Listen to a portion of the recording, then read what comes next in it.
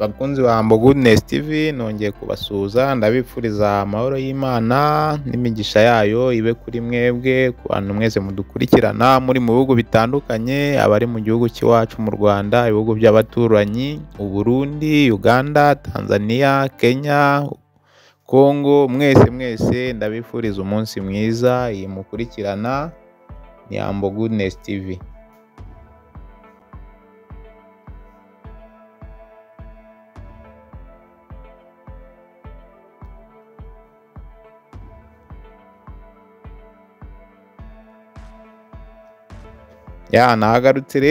Nagarutse mbagezaho ikiganiro nk'uko bisanzwe, nk'uko nagiye mbategura ko nzaba mbagezaho ibiganiro bitandukanye n'ibyegeranyo ku bijyanye n'icyo Bibiliya bivugaho. Tugiye kubagezaho ubuhanuzi bwerekeranye n'ibyo Bibiliya ivuga, cyane cyane ku buhanuzi bw'ukuntu Satani yoherejwe mu isi. Murabizi nk'uko tubisoma mu Tangiriro, mu Byahishuwe ibice 12 umurongo waho wa 12 haratubwira cyane uburyo ki Satani yoherejwe mu isi, bitewe n'uko murabizi amateka, basomye cyane Bibiliya murabizi uburyo ki Satani mu ijuru yashatse akigomeka ku Mana, ariko Imana ntimukundire, ahubwo ikagira gute, igahitamo kumwohereza n'abamarayika bari bashyigikiye Satani. Muri abo bamarayika rero harimo abamarayika 4 Imana boheye mu ruzi rwitwa Efurate. Muri urwo ruzi rwa Efurate naho ubwo tuzagenda tubibasomera byose tubibagezaho. Muri urwo ruzi rwa Efurate haboheyemo abamarayika 4. Abo ngabo bafite icyo bagambiriye, icyo Imana yabateganyirije kuzakora, ariko akaba ari abamarayika Bibiliya ivuga ko ari abagome, nk'uko tubisoma mu Byahishuwe. Iyo dusomye mu Byahishuwe 9:14 hari uburyo cyatubwira, aravuga ati, ribwira marayika wa 6 ufite impanda riti, bohora abamarayika 4 baboheye ku ruzi runini Efurate. Nuko abo bamarayika 4 bari biteguriye iyo saha n'uwo munsi n'uko kwezi n'uwo mwaka babohorerwa kugira ngo bice 1/3 cy'abantu. Murumva rero uko byaza kose abo bamarayika bari bafite ikintu gikomeye cyane bari bategura. Urumva kwica 1/3 cy'abatuye isi ni ibintu bikomeye cyane, kandi turimo twegerezamo bitewe n'uburyo ki aho isi igenda igana n'ibyo tubona. Biragaragara ko ariho bigenda byerekera, nk'uko ubuhanuzi bumwe bugenda bubigaragaza. Mu by'ukuri uru ruzi Efurate rufite amateka akomeye cyane, kuko mu bihugu ruherereyemo bavuga ko ariho ari naho irangobyi ya Edeni iherereye, nk'uko tubisoma mu Tangiriro ibice 3 umurongo wa 24, naho hari uko hatubwira irangobyi ya Edeni. Hari uko habitubwira rwose, ati nicyo cyatumye Imana imwirukana muri ya ngobyi yo muri Edeni kugira ngo ahinge ubutaka yavuyemo. Nuko yirukana uwo muntu, kandi mu ruhande rw'iyo ngobyi yo muri Edeni rwerekeye iburasirazuba ishyiraho abakerubi n'inkota yaka umuriro, izenguruka impande zose ngo ibuze inzira ijya kuri cya giti cy'ubugingo. Umva, igihe Adamu na Eva inzoka yabashukaga ariyo mwanzi Satani, bakajya kuri cya giti Imana yari yarababujije, yahise birukana mu ngobyi ya Edeni. Imaze kuba birukana rero, ngo yahashyize uburinzi bukomeye cyane, yashyira umumarayika n'inkota yaka umuriro, ku buryo ki nta muntu ushobora kongera kuyigarukamo. Abahanga rero mu by'isi bakubwira ko iyo ngobyi ya Edeni iherereye muri icyo gice, n'ubundi muri ibyo bice bya Efurate, aho uruzi rwa Efurate ruri. Ati niho iyo ngobyi ya Edeni iherereye, ariko kubera ko Imana nyine hari aho ubuhanga bw'abantu bugira gutya ikabugarukiriza, hari abantu basa n'aho bajya kuhasatira nyine mu bushakashatsi bwabo, Imana ikabahumya amaso ntibahagere. Mu by'ukuri rero ubuhanuzi nk'ubu ngubu tuba dukwiye kugira uburyo ki tugomba kugira uburyo ki twitwararika muri iyi minsi, na cyane ko murabona ko ibintu byose byagiye bivugwa na Bibiliya birimo birasohora. Ejo bundi mperutse kuba ndi kuganira n'umuntu, ni umuririmbyi hano muri iki gihugu cya Zambia, so ngira utubazo tumwe na tumwe mubaza ariko yaransekeje cyane, turi kuganira kuri Bible ninjiye mu bintu byo kumubaza ibyahishuwe. Yesu ambwira ati rwose mbabarira, ntabwo mba nshaka kumva ibijyanye n'ubuhanuzi bwo mu byahishuwe kuko ni ibintu biteye ubwoba, ntabwo mba nshaka kubyumva. Uwo rero ni umuntu w'umuririmbyi muri cece runaka, nyine ndashatse kuvuga izina ryayo, ariko urumva ni ikibazo gikomeye cyane kuko ntabwo ashaka kugira gute kumva ibyo Bibiliya ivuga. Nk'uko rero turi mu kiganiro kivuga ku bijyanye n'ubuhanuzi, ariko murumva ko uko byasa kose abo bamarayika bateguriye ibintu bikomeye cyane kandi ni n'abagome. Mu gihe rero urwo ruzi rwatangiye kuma, hari ibigaragaza ko gukama, mu gihe urwo ruzi rwatangiye gukama, ni ibimenyetso bigaragaza ko turi mu bihe by'imperuka kandi byahanuwe nk'uko Yohana yabyeretswe ari ku kirwa cy'i Patimosi. Nibyo bihe turimo rero, icyo usabwa nta kindi ni ugusenga Imana kugira ngo ikurinde ibintu nk'ibi ngibi byose bigiye kuba. Iyo dusomye rero nko muri Timoteyo, iyo tugiye mu rwandiko rwa Timoteyo wa kabiri yanditse, aho atubwira ibintu byinshi uko bizaba bimeze mu gihe kijyanye n'iminsi y'imperuka. Mu gihe kijyanye n'iminsi y'imperuka tubwira byinshi uko ibintu bizaba bimeze.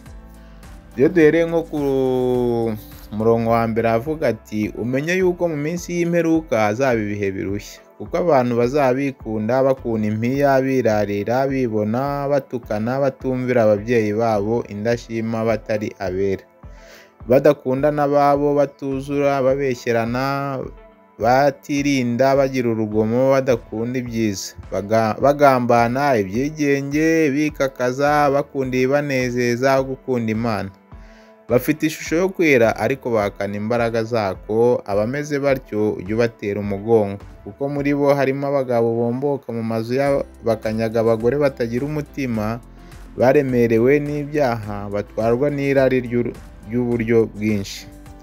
Urabizi cyane, abantu benshi hari abita abakozi b'Imana bakagira gutya, bakajya mu bintu by'ibisindisha, abandi bakajya mu ngo z'abapfakazi bakagira uburyo ki bakora ubusambanyi n'abo bantu nyine baba barapfushije abagabo babo. Ni ibintu bizwi rwose, ngira ngo abenshi mujya mubabona, ariko Bibiliya yagiye bavugaho ko abo ngabo rwose bazabona ishyano. Ati bahora biga ariko ntabwo babasha kugira ubwo bamenya ukuri. Nk'uko Yane na Yambure barwanije Mose, niko n'abo bagabo barwanya ukuri. Abo ni abononekaye ubwenge, badashimwa ku byo kwizera, ariko ntibazabasha kurengaho, kuko ubupfu bwabo buzagaragarira abantu bose nk'uko ubwa ba bandi nabwo bwagaragaye. Urumva ko Bibiliya rero ifite ukuntu ibafata nk'abo bantu kandi ikabagereranya n'abantu bamwe na bamwe bakoraga nk'ibyo bakora, ariko ku amaherezo yabo urumva ko atagenze neza, n'abo bakora ibyo bintu ko byasa kose amaherezo yabo ntabwo azagenda neza. Bibiliya izabagaragaza, ariko Bibiliya igenda ibagira inama bamwe na bamwe bakora ibyo ngibyo n'abatarabikora. Nk'aho ku murongo wa 9 ivuga ati ariko ntibazabasha kurengaho, kuko ubupfu bwabo buzagaragarira abantu bose nk'uko ubwa ba bandi bwo bwagaragaye. ariko woweho wakurikije neza inyigisho zanjye n'ingeso zanjye n'imigambi no kwizera no kwiyumanganya n'urukundo no kwihangana no kurenganywa kenshi no kubabazwa kenshi n'ibyambereyeho muri Antiyokiya no muri Ikoniya n'i Lusitira, nibyo nihanganiye byose ndenganywa, nyamara umwami wacu akabinkiza byose. Urumva, uwo ni Pawulo yandikiraga Timoteyo amubwira ibyagiye bimubaho, akihangana ariko akabitambukamo. Rero namwe ndabashishikariza kujya mugira buryo ki musoma ijambo ry'Imana, kandi mukamenya ko ibyo turi kunyuramo ari ibyahishuwe rwose, kandi turimo turabisatiraho, biratwegereye cyane kandi birarushaho gukomera cyane. Niyo mpamvu dukwiye kujya tuba hafi n'Imana tugasenga kugira ngo Imana itugirire neza. Nk'uko mu Byakozwe n'Intumwa ibice 2 ku murongo wa 17 havuga, naho hari uburyo ki atubwira ibintu byo kuri ubu buhanuzi. Byakozwe n'Intumwa ibice 2 umurongo wa 17 aravuga ati, Imana iravuze iti, uku niko bizaba mu minsi y'imperuka, nzasuka ku mwuka wanjye ku bantu bose, kandi abahungu n'abakobwa banyu bazahanura, n'abasore banyu bazerekwa, n'abakambwe babarimo bazarota, ndetse n'abagaragu banjye n'abaja banjye muri iyo minsi nzabasukira ku mwuka wanjye bazahanura. Murumva rero ko Imana uko byasa kose, nubwo bimeze bityo, turi muri ibi bihe by'imperuka kandi biteye ubwoba, ariko Imana iratubwira ko hari abantu benshi izasukaho umwuka wera, kuko biriho. Umwuka wera, abahanura barahanura, abarota bararota.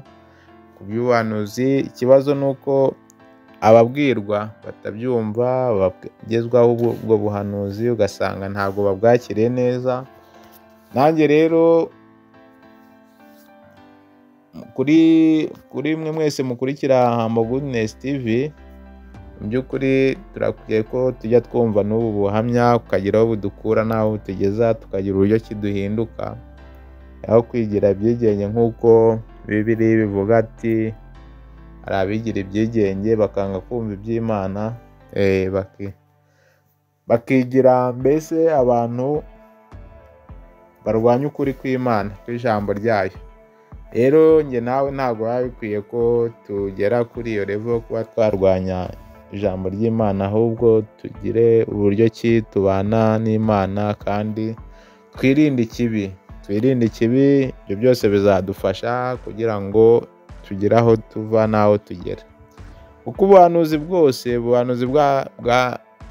ubuhanuzi Bibiliya ivuga cyane cyane mu byahishuwe, bifite igihe cyabwo kandi cyategetsweho. Murabizi ko n'ibya Antikristo byavuzwe, kandi Antikristo azaza yita Yesu, ariko ntituzatubyumva, ntituzamukurikire ngo uko Bibiliya ivuga, ngo nibavuga ngo ari aha n'aha ngo tujyeyo, ntituzajyeyo nk'uko Bibiliya bivuga.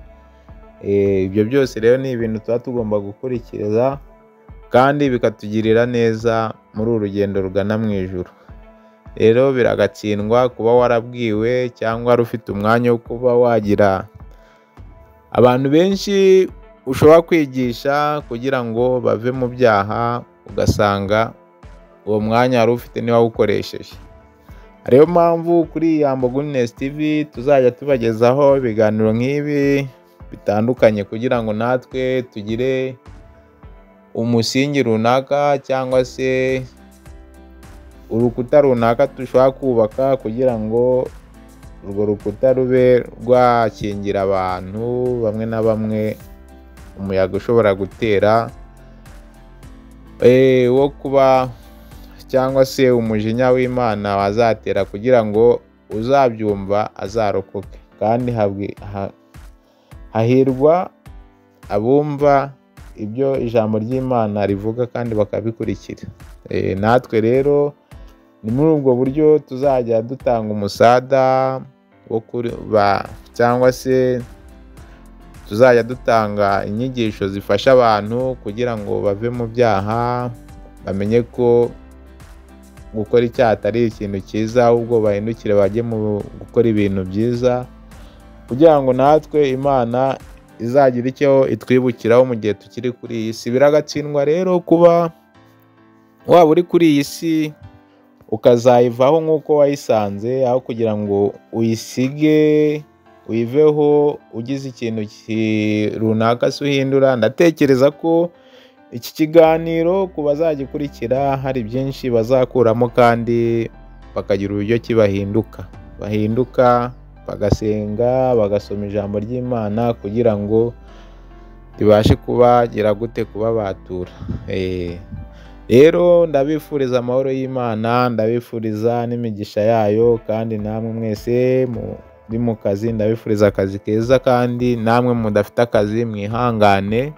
Uyu munsi bishobora kuba bitari gukunda, nta kazi ufite se, cyangwa ubaye mu buzima bugoranye, ariko ejo bigakunda. Icya mbere ni ukudacika intege, ahubwo ugasenga Imana.